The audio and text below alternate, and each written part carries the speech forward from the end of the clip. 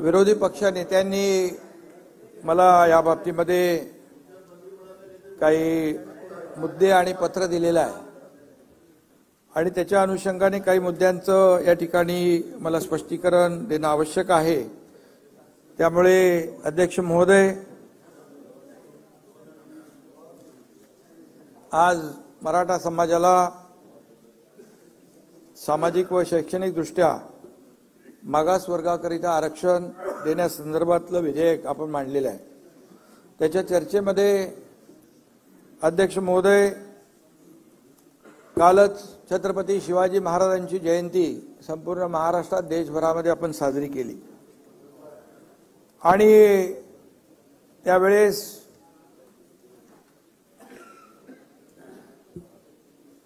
आपण पाहिलं की छत्रपती शिवाजी महाराजांची एक आमच्या दसरा मेळाव्यामध्ये देखील मी शिवाजी महाराजांसमोर नतमस्तक होऊन आपल्याला या मराठा समाज सगळ्यांचाच विषय आहे तो मराठा समाजाला टिकणारं, कायद्याच्या चौकटीत बसणारं, ओबीसी आणि इतर समाजावर कुठलाही अन्याय न करता, धक्का न लावता आरक्षण देण्याचं एक सगळ्यांचं मत मी त्या ठिकाणी छत्रपती शिवाजी महाराजांसमोर नतमस्तक होऊन शपथ घेतली होती। वस्तुस्थिती होती आणि ते आपण साऱ्या महाराष्ट्राने पाहिलेलं आहे आणि म्हणून त्यावेळेस मराठा समाजाने आरक्षणासाठी जे काही लढा उभारला होता, जे आंदोलन केलं, तो ऐरणीवर होता। समाजाच्या भावना अत्यंत तीव्र होत्या। मला आणि आपल्या सर्वांनाच त्यांच्या वेदना आणि व्यथांची कल्पना आहे, पुरेपूर जाणीव आहे आणि राज्यभरामध्ये क्रांती मोर्चे सुरू असताना आरक्षणासाठी झगडणाऱ्या मराठा समाजाची जी काही भावना होती ती आपण जाणून आहोत। मी महाराष्ट्राचा अध्यक्ष महोदय, मुख्यमंत्री आहे। या महाराष्ट्राच्या जनतेच्या आशीर्वादाने, आपल्या सगळ्यांच्या सदिच्छा शुभेच्छांमुळे मी काम करतोय। मला कुठल्याही एका जातीचा किंवा धर्माचा असा विचार करता येणार नाही, तीच आपण शपथ घेतलेली असते आणि मराठा समाजाचं आंदोलन जे सुरू होतं, मी त्यावेळेस एका कुठेतरी म्हणालो, या समाजाच्या सारखं इतर कुठल्याही समाजाचं जर आंदोलन आणि ते लढा सुरू असता तरी मी तीच भावना व्यक्त केली असती आणि म्हणून आपले जे काही इतर समाज बांधव आहेत त्यांच्यावरही कुठे कधी अशा प्रकारचा प्रसंग आला असता तर मुख्यमंत्री म्हणून माझी भूमिका जे मराठा समाजासाठी होती ती त्या समाजासाठी देखील आहे आणि तसं भाष्य मी त्याही वेळेस केलं असतं, छत्रपती शिवाजी महाराजांच्या समोर जे भाष्य केलं। आणि म्हणून अध्यक्ष महोदय, आपले आदरणीय लोकप्रिय प्रधानमंत्री मोदी साहेबांचं एक वाक्य आहे, सगळ्यांना सोबत घेऊन काम करायचं, सबका साथ सबका विकास हा मंत्र त्यांनी देशाला दिला आहे आणि राज्य देखील, या राज्यामध्ये देखील कुठल्याही प्रकारचा दुजाभाव न करता आज सरकार काम करतंय। एखादा समाजाला जर मागासलेपण आलं असेल तर त्यांना समाजाच्या मूळ प्रवाहामध्ये आणणं, मेनस्ट्रीम मध्ये आणणं हे आपलं कर्तव्य आहे सरकार म्हणून आणि त्यासाठी आवश्यक ते सर्व प्रयत्न करण्यासाठी आपलं सरकार कटिबद्ध आहे। एकाचीच बाजू घ्यायची, दुसऱ्याचा विचार करायचा नाही असं सरकार म्हणून आणि मुख्यमंत्री म्हणून मला देखील करता येणार नाही, याची पुरेपूर जाणीव मला आहे आणि माझ्याकडून तसं काही चुकून कधी होणारही नाही आणि म्हणून आज या अधिवेशनाच्या निमित्ताने मी समस्त राज्याला परत एकदा सांगू इच्छितो की ओबीसी बांधव असो किंवा इतर कोणताही समाज असो, आम्ही कोणाच्याही आरक्षणाला धक्का न लावता मराठा समाजाला शैक्षणिक आणि नोकरीतलं आरक्षण देण्याचा निर्णय घेतलेला आहे।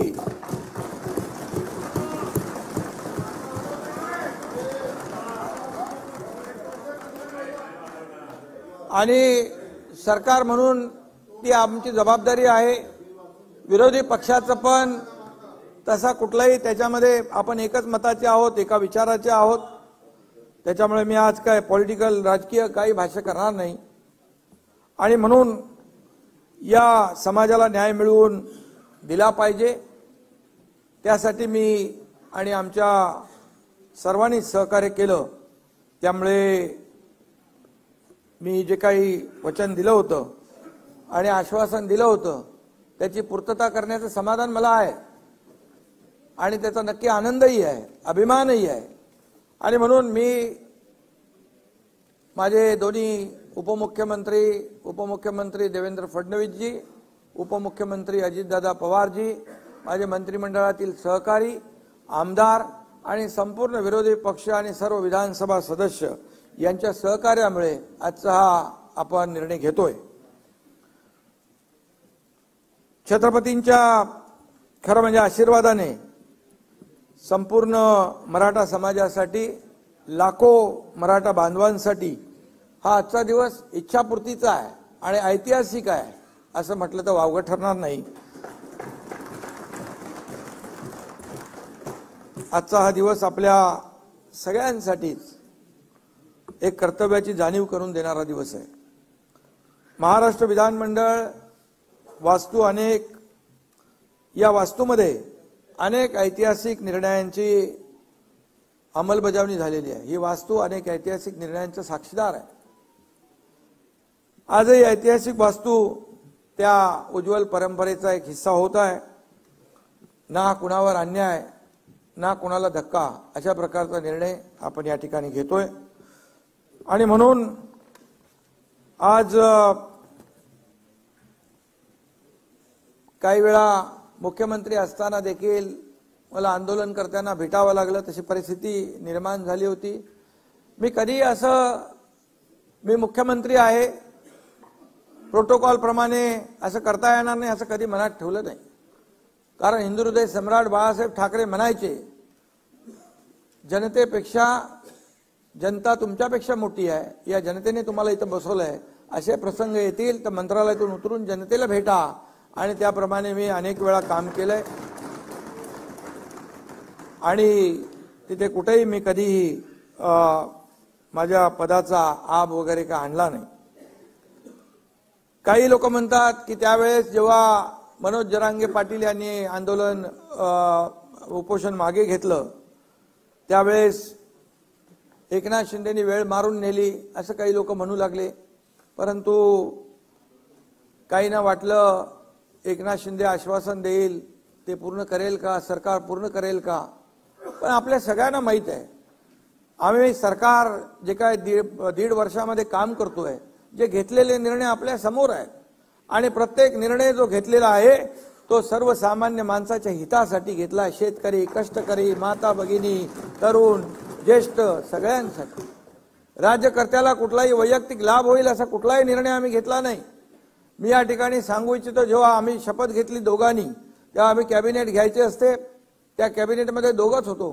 ते जरी आपण पाहिले निर्णय तर त्या निर्णयामध्ये शेतकरी कष्टकरी कामगारच त्यांचाच हिताचे निर्णय आम्ही पहिल्या दिवसापासून घेतलेले आहेत। आणि त्यामुळे शब्द देताना विचारपूर्वक 10 वेळा 100 वेळा विचार करून आम्ही शब्द देतो। बाळासाहेब देखील आम्हाला तसं म्हणायचे।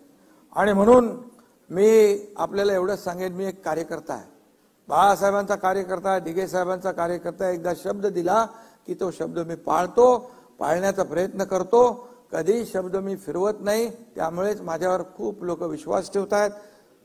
मी राजकीय बोलू इच्छित नाही। 1.5 वर्षापूर्वीचा किस्सा मला गिरवायचा नाही। म्हणजे दिलेला शब्द पाळतो जयंतराव, म्हणून लोक विश्वास ठेवतात आणि म्हणून आज मी तो शब्द या ठिकाणी पाळतोय। एकदा शब्द दिला की तो मागे हटण्याचा माझा काही प्रश्न नाही। आणि म्हणून मराठा समाजासाठी आंदोलन जे मनोज जरांगे पाटील त्यांच्या सहकारी यांनी केलंय, खऱ्या अर्थाने त्यांना देखील हा निर्णय जो आहे त्यांच्या आंदोलनाचा एकजुटीचा एक विजय आहे असं म्हटलं तरी वावगं ठरणार नाही। आणि म्हणून लाखो करोडो मराठा बांधवांनी आपल्या हक्कासाठी लढा देताना आजवर कधी संयम सोडला नाही। मागच्या वेळेस देखील देवेंद्रजी मुख्यमंत्री होते त्यावेळेस देखील लाखांचे मोर्चे आले, आपण पाहिले, परंतु संयम कधी सुटला नाही। आणि त्यावेळेस देखील आपण ती शिस्त पाहिलेली आहे। आणि म्हणून यावेळेस काही ठिकाणी घटना घडल्या, अनुचित घटना घडल्या, परंतु त्या घडायला नको होत्या। शेवटी या राज्यामध्ये सर्वांनी गुण्या गोविंदाने राहिलं पाहिजे, जाती जातीमध्ये तेढ निर्माण करण्याचा प्रयत्न कुणीही करता कामा नये अशी भावना आमची आहे। आणि म्हणून आज या समाजाने देखील विश्वास ठेवला, त्याबद्दल देखील मी मनोज जरांगे पाटील आणि त्यांचे सहकारी जे आहेत त्यावेळेस उपोषण मागे घेतलं आणि आपल्याला पुढे जे काही निर्णय घेता येतील त्याप्रमाणे आपण पुढची प्रक्रिया सुरू केली। मराठा समाजाचा खऱ्या अर्थाने आणि त्यांच्या मगाशीच म्हणालो एकजूट आणि चिकाटी या आणि लढ्याचा हा विजय आहे। आणि म्हणून यामध्ये आता मी एवढंच सांगेन की मराठा समाजाने गेल्या 5-6 महिन्यात जे काही आंदोलनं केली ते आपल्या सगळ्यांना माहीत आहेत। आणि परंतु त्या आंदोलनाला एक धार प्राप्त झाली होती आणि सगळ्यांनाच आपण पाहिलं की सगळ्यांना त्याची चिंता होती। ही आंदोलनं आपल्या राज्याला किंबहुना आपल्या राज्याच्या विकासाला न परवडणारी आहेत। आणि म्हणूनच मी सुद्धा एक सर्वसामान्य शेतकऱ्याचा मुलगा आहे, मलाही त्याची भावना आहे, त्यांच्या वेदना मलाही समजतात। आम्ही अनेक लोक शेतकऱ्याच्या कुटुंबात जन्माला आलो, म्हणून तर शेतकऱ्यांशी संवाद साधणं, त्यांच्या बांधावर जाणं, शेतकऱ्यांना आज मी दुसरीकडे विषय घेऊ जाऊ इच्छित नाही, परंतु सरकारने आज शेतकऱ्यांसाठी पण खूप मोठे निर्णय घेतलेले आहेत। आणि म्हणून मुख्यमंत्री झाल्यानंतर अनेक आघाड्यांवर काम करावं लागतं, अनेक आंदोलनं येतात, अनेक आता सगळ्यांनाच वाटतं आम्हाला आताच पाहिजे। अनेक वर्षापूर्वीचे प्रलंबित प्रश्न, अनेक वर्षापासूनचे असलेले प्रश्न देखील चुटकीसारखे सुटले पाहिजे अशी भावना असते, पण त्याला काही प्रक्रिया असते, कायदेशीर बाबी असतात, सगळ्या बाबी आपण लक्षात घेऊन त्या सोडवल्या पाहिजेत आणि त्याला वेळही दिला पाहिजे आणि तेवढा संयमही राखला पाहिजे। आणि म्हणून आम्ही मराठा समाजातील विद्यार्थ्यांना शैक्षणिक सवलती, शिक्षणासाठी आर्थिक मदत, त्यांच्यासाठी हॉस्टेल ही सगळी व्यवस्था आपण केली होती अगोदर। आणि त्याचबरोबर आपण हेही केलं की शैक्षणिक आणि आर्थिक आणि सामाजिक दृष्ट्याही मराठा समाज जेव्हा मागे जातोय त्यावेळेस आपण त्यांना मुलांना शिक्षणामध्ये देखील इतर ज्या काही बाबी आहेत, मग सारथी आहे, आपला अण्णासाहेब पाटील आर्थिक विकास महामंडळ आहे, चंद्रकांत दादा इकडे आहेत, त्यांची देखील उपसमितीमध्ये अनेक निर्णय त्यांनी घेतले। आणि म्हणून या समाजाचा मागासलेपण दूर करण्यासाठी आरक्षण मिळवून देणे हाच पर्याय होता। त्यामुळे कोणत्याही परिस्थितीमध्ये आरक्षण मिळवून द्यायचा हा निर्धार आपल्या सगळ्यांचा होता आणि आपल्या सर्व माझ्या सहकाऱ्यांचा होता। नागपूर येथे हिवाळी अधिवेशनात आपण दोन्ही सभागृहांच्या सर्व सदस्यांनी मराठा समाजाला आरक्षणाची कशी गरज आहे हे 3 दिवसाच्या चर्चेमध्ये आपण मांडलं। या सभागृहामध्ये चर्चा झाली, मोठी चर्चा झाली आणि विशेष म्हणजे सर्व सभागृहाची मराठा आरक्षणास मजबूत संमती मिळाल्याने फेब्रुवारी 2024 मध्ये विधिमंडळाचं विशेष अधिवेशन बोलवून या विषयावर कायमस्वरूपी तोडगा काढण्यात येईल अशा प्रकारचं आपण जाहीर भूमिका घेतली। त्यावेळी माझ्यावर काही आरोपही झाले। फेब्रुवारी महिन्यामध्ये लोकसभेची निवडणूक आहे, मग आचारसंहिता लागेल, मग काय होणार, मग कसं होणार, परंतु शेवटी हा सगळा विचार करूनच आपण तो निर्णय घेतला होता आणि म्हणून आज ते अधिवेशन होतंय। आणि म्हणून आजचा दिवस खऱ्या अर्थाने महत्त्वाचा आहे आणि आज तो दिवस आज आपल्या या मराठा समाजाला आरक्षण देण्यासाठी आपण मुकर्रर केला, त्याप्रमाणे आपण आज तो निर्णय घेतोय। माझ्यासह अध्यक्ष महोदय, देवेंद्रजी, अजितदादा आणि संपूर्ण मंत्रिमंडळ, मी मगाशी देखील म्हटलं 150 दिवस हे काय 1-2 दिवसामध्ये काम झालेलं नाही, त्याही पेक्षा जास्तीचे दिवस लागले। 150 दिवस अहोरात्र हे सगळं काम सुरू होतं। प्रशासनातील विशेषतः सामान्य प्रशासन विभाग, राज्य मागासवर्गीय विभाग, सामाजिक न्याय विशेष सहाय्य विभाग, महसूल विभाग, विधी व न्याय विभाग, तसेच वित्त विभागातील आणि गृह विभागातील अधिकाऱ्यांपासून ते अगदी शेवटच्या चतुर्थ श्रेणी कर्मचारी यांनी घेतलेली अपार मेहनत आणि त्यांचं फलित म्हणजे आजचं हे आपलं विधिमंडळाचं अधिवेशन होतंय। आणि यामध्ये जवळपास 3 ते 4 लाख लोक काम करत होते, दिवस रात्र काम करत होते। आपण त्याच्यामध्ये गोखले इन्स्टिट्यूट, टाटा इन्स्टिट्यूट, असे अनेक लोकांची आपण मदत त्यामध्ये घेतलेली आहे। आणि यामध्ये सगळ्यांचं एकच उद्दिष्ट होतं की सर्वांनी मनापासून काम करून हे युद्ध पातळीवर दिवस रात्र 24/7 यामध्ये काम करून आपल्याला या सर्व जो काही उद्देश आहे आपला तो पूर्ण करण्यासाठी अहोरात्र मेहनत घेण्याचं काम या सगळ्यांनी केलं। महाराष्ट्र सरकार पूर्णपणे मराठा समाजाला आरक्षण देण्याच्या बाजूने आपण सगळेजण आहोत, त्याच्यामध्ये मला पुन्हा त्याचा उहापोह करण्याची आवश्यकता नाही। देवेंद्रजी आणि अजित पवार देखील हेच सांगत होते की आपल्याला या मराठा समाजाच्या, कारण एकदा तर देवेंद्रजी मुख्यमंत्री असताना आपण आरक्षण दिलं होतं, त्याच्यामध्ये मी जाणार नाही, आपण ते हायकोर्टमध्ये टिकवलं देखील, पण दुर्दैवाने सुप्रीम कोर्टामध्ये ते रद्द झालं। पण आपलं ठरलेलं आहे मगाशी, त्यामुळे त्याच्यावर मी जास्त भाष्य करू इच्छित नाही।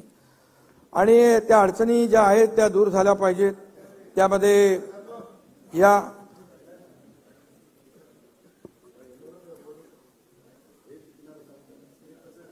ठीक आणि म्हणून मागासवर्ग आयोगाची स्थापना करून मराठा आरक्षण त्यावेळेस मान्य झालं होतं, कोर्टात टिकलं होतं, सुप्रीम कोर्टात देखील आपण ज्या पद्धतीने थोडीशी मांडणी करायला पाहिजे होती, दुर्दैवाने ते आपल्याला झालं नाही। आणि त्यामुळे या पार्श्वभूमीवर नव्याने मागासवर्ग आयोग नेमता येईल की नाही या संदर्भात शंका उपस्थित करण्यात आल्या होत्या, परंतु सर्वोच्च न्यायालयानेच राज्य शासनाचा मागासवर्ग आयोग नेमण्याचा अधिकार मान्य केला आहे। इंदिरा साहनी प्रकरणामध्ये घटनापीठाने जो निर्णय दिला त्याच्या परिच्छेद 550 मध्ये म्हटलंय, for the purpose and object that those communities who were earlier backward and advanced should be excluded, and those communities who were earlier advanced and might have degraded into backward class should be included. Thus, the state was fully entitled to appoint backward classes commission to collect relevant data and submit a report. हे आपल्याला कुठलंही असं बेकायदेशीर काम आपण करत नाहीये, पूर्णपणे कायदेशीर बाबी यामध्ये आपण पाहून या ठिकाणी आपण काम करतोय। त्यामुळे यासाठी आपण न्यायमूर्ती सुक्रे साहेबांच्या अध्यक्षतेखाली स्थापन केला मागासवर्ग आयोग। हा पूर्णतः वैध असून या आयोगाने अत्यंत काळजीपूर्वक आणि मेहनतीने निरगुडे राजीनामा दिला त्यांनी, आणि म्हणून आपण सुक्रे साहेबांचं अध्यक्षतेखाली काळजीपूर्वक आणि मेहनतीने तयार केलेला अहवाल शासनाने स्वीकारला ना,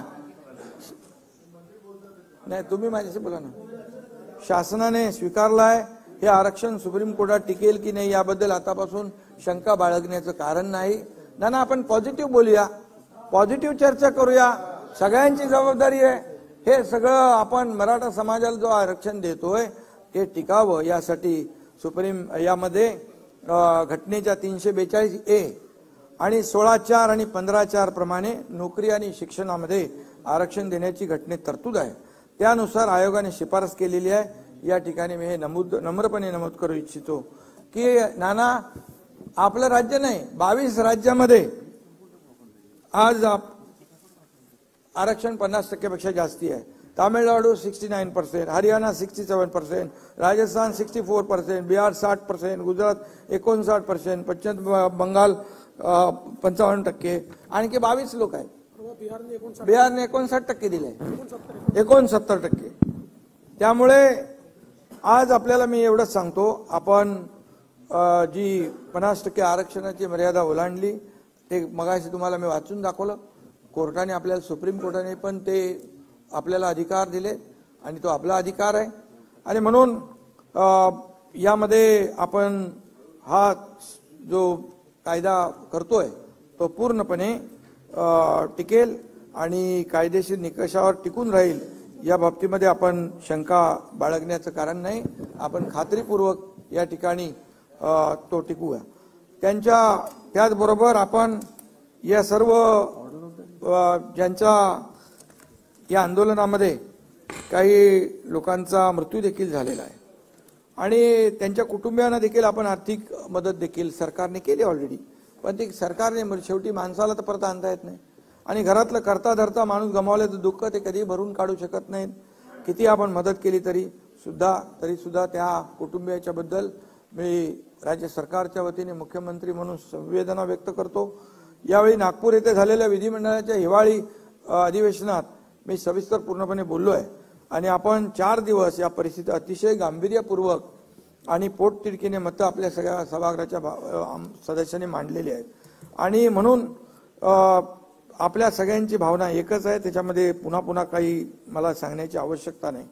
ओबीसी किंवा अन्य कुठल्याही समाजाच्या आरक्षणाला धक्का न लावता मराठा समाजाला कायद्याच्या चौकटीत बसणारं आणि कायद्याच्या चौकटीत टिकणारं आरक्षण मिळायला पाहिजे, ही भावना सरकारची आहे, तुमची आहे, सगळ्यांची.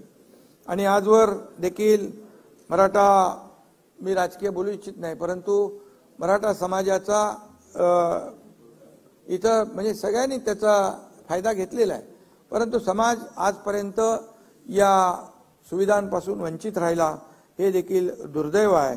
आणि म्हणून मी या पुन्हा त्याचं इथे काही भाष्य करू इच्छित नाही की देवेंद्रजींनी दिलं, मग कोर्टात टिकलं, मग सुप्रीम कोर्टात गेलं, ते जाऊ दे, आता गेलं ते. आता अशा कुठल्याही गोड दिवशी आपण आपलं तोंड कडू करून घेऊया नको, सगळ्यांनी चांगलं चांगलं बोलूया. आणि म्हणून मी अभिमानाने या ठिकाणी सांगतो की 2.25 वर्षापूर्वी सत्ता हाती घेतल्यानंतर या महायुती सरकारने ठरवलं होतं की मराठा समाजाला आरक्षण देण्याचा निर्णय आपण घेऊया. आणि म्हणून ही मागणी का आता पुढे आलेली नाही. छत्रपती शाहू महाराजांनी त्यावेळी आरक्षणामध्ये मराठा समाजाचाही समावेश केला होता. 40-45 वर्षापासून मराठा बांधव आरक्षणासाठी लढा देतोय. आणि म्हणून आज यांची मी आठवण करेन, स्वर्गीय अण्णासाहेब पाटील यांनी दिलेलं बलिदान देखील आहे, ते बलिदान देखील त्याचाही विचार या ठिकाणी केलेला आहे. आणि आमच्या सरकारने त्यांचं बलिदान देखील व्यर्थ जाऊ नये ही भावना देखील आहे.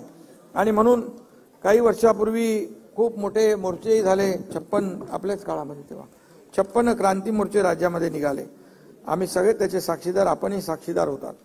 आणि त्यामध्ये गेल्या सरकारमध्ये तर छत्रपती संभाजीराजे यांनी देखील आझाद मैदानावर आमरण उपोषण केलं होतं.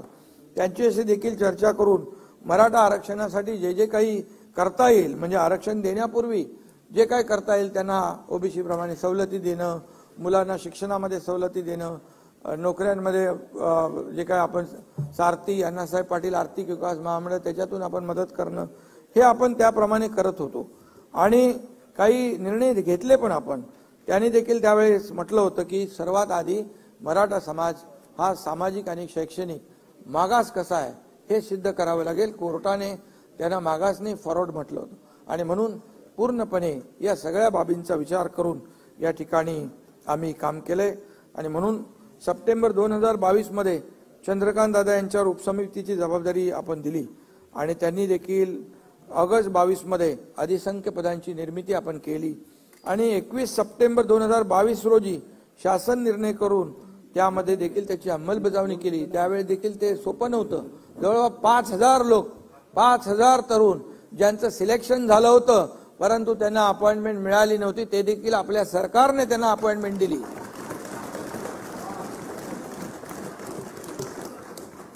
सर्वोच्च न्यायालयाने मराठा आरक्षण रद्दबातल करताना जे निष्कर्ष नोंदवले होते त्यावर आम्ही पूर्णपणे लक्ष केंद्रित केलेलं आहे.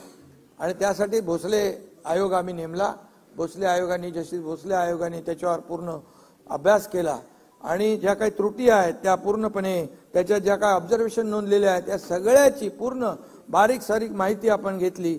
आणि त्यामुळे राज्य मागासवर्ग आयोगाचे गठन करून मराठा समाजाचे मागासलेपण सिद्ध करण्यासाठी फेर सर्वेक्षण करून एम्पिरिकल डेटा संकलित करण्याचा निर्णय आपण घेतला. खरं तर हे सगळं आता कोणी करायला पाहिजे होतं, काय कोणी केलं नाही याच्यात मी जात नाही, कारण आज आपला आचारसंहिता आपण घालून घेतली आहे. पत्रात आहे ना, ते चालू आहे ना, पत्राचं उत्तर आहे. आणि म्हणून ते चालू आहे ना, तुम्हाला देतो. आणि म्हणून यामध्ये सर्वोच्च न्यायालयात क्युरेटिव्ह पिटिशन वर देखील सुनावणी झाली.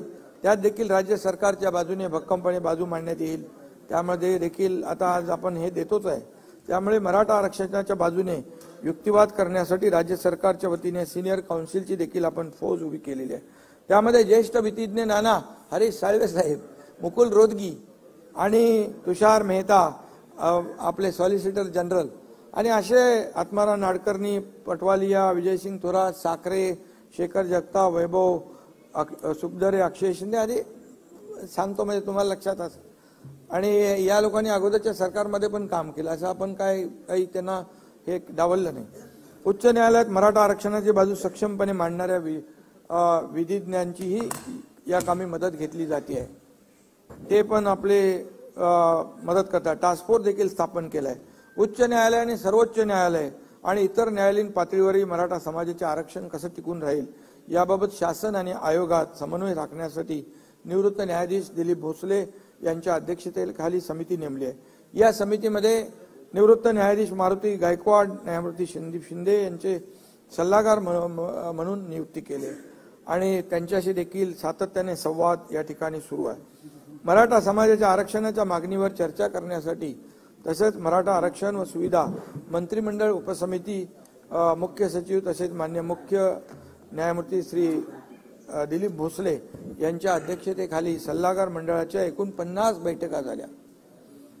आणि दरम्यान मराठा समाजाचे सामाजिक व शैक्षणिक मागासलेपण तपासणी करण्यासाठी 13 नोव्हेंबर 2023 रोजी राज्य मागासवर्ग आयोगाला टर्म्स ऑफ रेफरन्स निश्चित करून देण्यात आले. राज्य मागासवर्ग आयोगास तातडीने 367 कोटी रुपये उपलब्ध करून देण्यात आले. आयोगाच्या पुण्यातील कार्यालयात देखील वाढीव जागा पाहिजे होती, ती दिली. आवश्यक ती सगळी साधन सामग्री संसाधनं त्याला उपलब्ध करून दिली.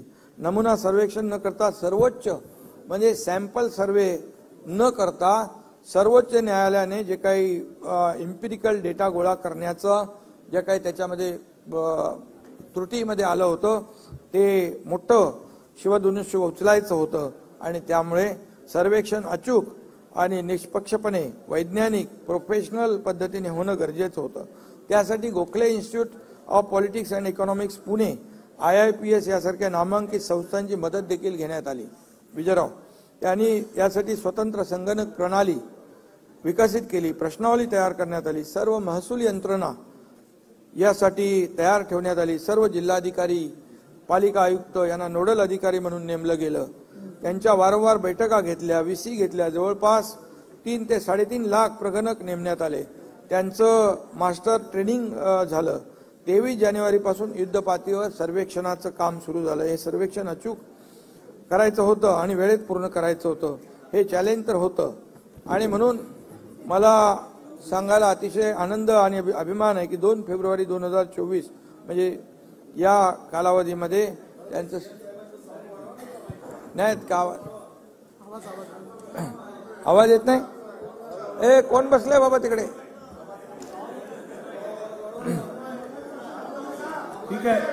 ठीक आहे करूया. आवाज वाढलेला आहे.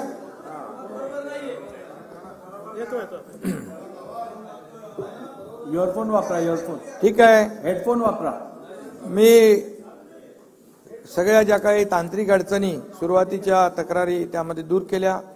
या सभागृहाच्या माध्यमातून राज्य मागासवर्ग आयोगाचे अध्यक्ष निवृत्त न्यायमूर्ती सुनील सुकरे साहेब, मागासवर्ग आयोगाचे सर्व सदस्य, गोखले इन्स्टिट्यूट आणि ज्यांनी हा गोवर्धन पर्वत उचलला ते सर्व प्रगणक, महसूल यंत्रणा, अगदी थेट सरपंच, तलाठी यांच्यापर्यंत सर्वांचेच मी मनापासून आभार मानतो. त्यांना मनापासून धन्यवाद देखील देतो. हे काम निश्चितच जबाबदारीचं आणि आव्हानात्मक होतं. एखाद्या समाजाला न्याय देण्याचं काम 16 फेब्रुवारी रोजी माननीय सुनील सुकरे साहेबांनी हा अहवाल वर्षा येथे आम्हाला सुपूर्द केला. आज सकाळी राज्य मंत्रिमंडळ बैठकीत तो मांडण्यात येऊन त्यावर चर्चाही झाली आणि यामध्ये आमचे सहकारी दोन्ही उपमुख्यमंत्री, इतर मंत्री सर्वजण उपस्थित होते आणि हा तिढा सोडवण्यासाठी या सगळ्यांचं सहकार्य मिळालं हे मला या ठिकाणी नम्रपणे सांगितलं पाहिजे. सुप्रीम कोर्टाने आरक्षण रद्द करताना ज्या त्रुटी निदर्शनात आणून दिल्या त्या दूर करण्याच्या प्रयत्नावर यामध्ये भर दिलेला आहे. आम्ही अत्यंत वेगाने ताकदीने काम करून कायदेशीर प्रक्रिया पूर्ण करीत आहोत. अशा पद्धतीने टप्प्याटप्प्याने मराठा समाजाचे आरक्षण कायद्याच्या चौकटीत बसण्यासाठी सरकार पूर्णपणे प्रयत्न करते आणि सुप्रीम कोर्टाच्या एका निकालात नमूद केल्यानुसार विशिष्ट जात किंवा समुदायांच्या इतर मागासवर्गीयांच्या यादीत समावेश करण्यासाठी अपवादात्मक व असाधारण परिस्थिती सिद्ध होणे आवश्यक असते आणि एक्स्ट्रा ऑर्डिनरी आणि एक्सेप्शनल सर्कमस्टन्सेस राज्य मागासवर्ग आयोगाने या सर्वेच्या माध्यमातून ते सिद्ध केलं आहे असं मला वाटतं. मराठा समाजाला टिकणारं आणि कायद्याच्या चौकटीत बसणारं आरक्षण मिळवून देण्यासाठी शासनाने मोठं पाऊल उचललंय. आता ते टिकून राहावं म्हणून राज्य सरकार आपली सर्व ताकद पणाला लावणार आहे, आपल्याला विरोधी पक्षाला सोबत घेऊन. आणि म्हणून माझं एकच म्हणणं आहे, आपल्या शांतताप्रिय महाराष्ट्रात कोणत्याही निमित्ताने समाजात वितुष्ट येता कामा नये. चर्चेतून योग्य तो मार्ग निघाला पाहिजे अशा प्रकारचं मी आवाहन आपल्या सगळ्यांना करतो. आणि या राज्यातील सर्व समाज बांधव यांना देखील मी करतो. प्रत्येक समाज घटकाला त्या राज्याच्या प्रगतीत त्याचा योग्य वाटा मिळाला पाहिजे अशी आपल्या सरकारची धारणा आहे. आणि यामध्ये कुणबी दाखल्यांच्या संदर्भात देखील आपण मुद्दा उपस्थित केला. त्यामध्ये जस्टिस शिंदे त्यांच्या अध्यक्षतेखाली आम्ही समिती नेमली, त्याचं काम सुरू आहे. मराठवाड्यातील मराठा कुणबी मराठा जात प्रमाणपत्र देण्याची कार्यपद्धती देखील निश्चित केलेली आहे. आणि ते आणखी काही पुरावे आहेत, त्याच्यात मी डिटेलमध्ये आता जात नाही. त्याच्यामध्ये ते दिले ना आपण. आणि यामध्ये आपल्याला हो सगळे वेबसाईटला टाकलेत नावं. आणि त्यामध्ये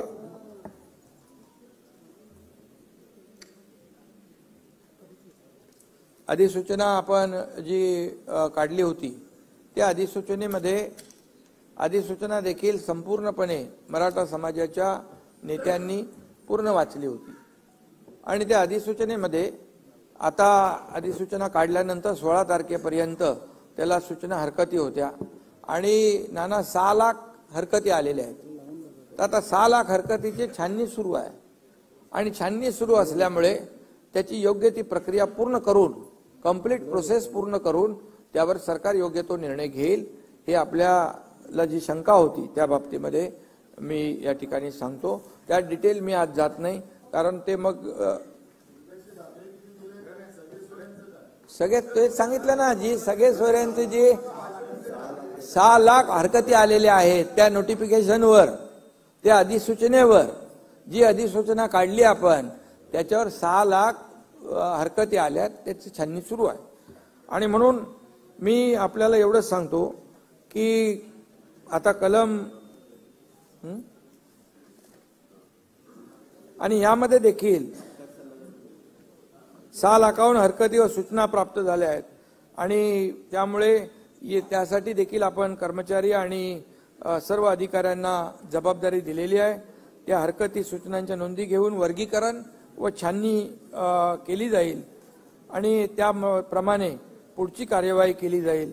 यामध्ये मी आपल्याला जास्ती काय सांगू इच्छित नाही की पहिल्यांदाच ज्या जुन्या कुणबी नोंदी होत्या, त्या 1967 पूर्वीच्या जुन्या कुणबी नोंदी होत्या, त्यांना दाखले देखील, प्रमाणपत्र जे आहेत ते देखील देण्याचं काम आपल्या सरकारने सुरू केलं. आणि कुठल्याही परिस्थितीमध्ये मी पुन्हा एकदा सांगतो की ओबीसी समाजावर अन्याय न करता, त्यांच्या समाजाला आरक्षणाला धक्का न लावता या ठिकाणी हे आरक्षण देण्याचा निर्णय आपल्या सरकारने घेतलेला आहे.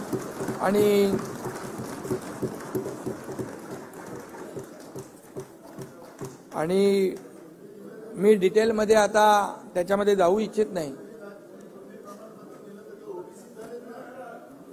जो कायदाच आहे 2000चा कायदा, त्याचे 2012ला रूल्स झाले, नोटिफिकेशन पण आपण काढले, त्याच्या आधारावर केलं.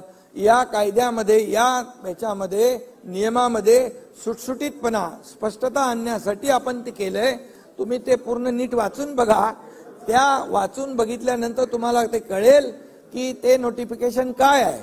आणि त्या नोटिफिकेशनवर पूर्णपणे आज 6 लाख आक्षेप आलेले आहेत आणि त्यामुळे त्याच्यावर पूर्ण छाननी केली जाईल.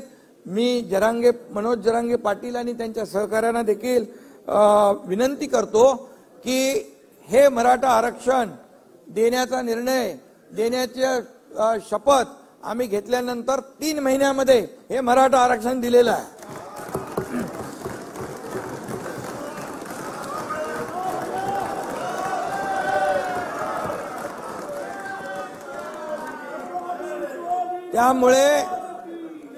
त्यामुळे मी जे आज ज्यांच्या मनामध्ये गैरसमज आहे तो बिलकुल दूर करा.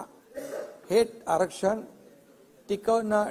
टिकण्यासाठी ज्या ज्या बाबींवर सर्वेक्षण व्हायला पाहिजे त्या डिटेलमध्ये मी जात नाही. भूधारक, लँडलेस, त्याचं कच्चं घर, आत्महत्या केलेले आहेत, ऊसतोड कर्मचारी आहे, मोलमजुरी करणारी आपली भगिनी आहे, डबेवाले आहेत, किती सगळ्या माथाडी आहेत, सगळे त्याच्यामध्ये आलेले आहेत. आणि त्यामुळे हा डिटेल सर्वे आहे, हा सॅम्पल सर्वे नाही, हा एक्सटेन्सिव्ह सर्वे आहे, हा पूर्णपणे डीप मध्ये जाऊन सर्वे केलेला आहे.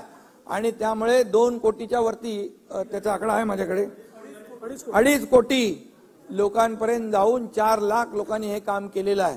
त्यामुळे हे मराठा आरक्षण टिकणारच. आणि जसं मी म्हटलं की आणि आम्ही न्यायालयाला पटवून देऊ की हा मराठा समाजामध्ये काही लोक पुढारलेले आहेत, एवढे पुढारलेले आहेत आणि एवढे मागासलेले आहेत. आणि म्हणून त्यांच्यावर अन्याय होऊ नये म्हणून सरकारने हा निर्णय घेतलेला आहे. आणि जसं आणि तुम्ही पण येऊ शकता इकडे. आणि म्हणून यामध्ये विश्वास ठेवा. जे आरक्षणासाठी जे काय आणखी आंदोलन सुरू आहेत त्याने देखील विश्वास ठेवावा. सरकार कुठलाही दुजाभाव करणार नाही आणि सरकार कायद्याच्या चौकटीमध्ये बसून पूर्णपणे हे आरक्षण देतंय. आणि जे मगाशी म्हटलं की जे नोटिफिकेशन आपण काढलेलं आहे, या पुन्हा एकदा मी सांगतो नाना विजय भाऊ, नोटिफिकेशनवर 6 लाख हरकती आलेल्या आहेत. घाई गडबडीमध्ये कुठलंही नोटिफिकेशन फायनल करणं हे जनतेच्या हिताचं नाही. ती फसवणूक आम्ही कोणाची करणार नाही. त्याच्यावर पूर्ण प्रक्रिया करून, छाननी करून त्याच्यावर देखील सरकार योग्य तो निर्णय घेईल. आणि म्हणून आंदोलनकर्त्यांना देखील मला विनंती करायची आहे, जसं सरकार बोलतं तसा निर्णय घेतं हे मराठा आरक्षणाच्या वरून आजच्या निर्णयावरून त्यांनी देखील समजून घेतलं पाहिजे आणि संयम राखला पाहिजे. कारण आणि शेवटी समाज आणि सरकार असं काय वेगळं आम्ही मानत नाही. आणि म्हणून यामध्ये ज्यांच्यावर गुन्हे दाखल झाले होते, जे किरकोळ म्हणजे लोकशाहीमध्ये आपण आंदोलन करतो त्याप्रमाणे आंदोलन ज्यांनी केलं त्यांचे पण आम्ही गुन्हे मागे घेतले.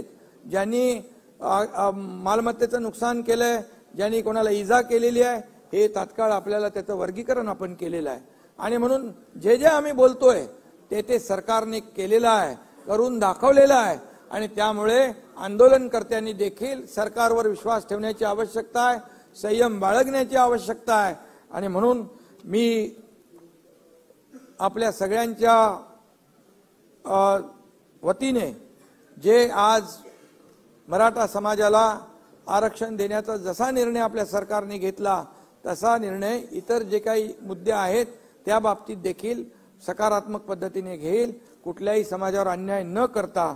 आणि म्हणून मी आपल्या सगळ्यांना एवढंच सांगतो की या आपल्या सभागृहाला देखील विनंती करतो की एकमताने आजचं हे मराठा समाजाला आरक्षण देण्याचा आपण जो निर्णय घेतलेला आहे त्याला एकमताने आपण मान्यता देऊया आणि एकमताने हे विधेयक मंजूर करावं अशा प्रकारची विनंती मी आपल्याला करतो. घेतलेला निर्णय अतिशय धाडसी निर्णय आहे, ऐतिहासिक निर्णय आहे आणि हा टिकणारा निर्णय आहे. ही जबाबदारी आम्ही सरकारची आहे. धन्यवाद.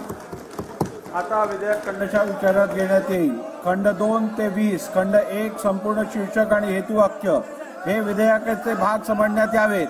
अनुकूल असतील त्यांनी होय म्हणावे, प्रतिकूल असतील त्यांनी नाही म्हणावे. होयचे बहुमत आहे, होयचे बहुमत आहे. खंड 2 ते 20, खंड 1 संपूर्ण शीर्षक आणि हेतुवाक्य विधेयकाचे भाग झाले. प्रभारी मंत्री.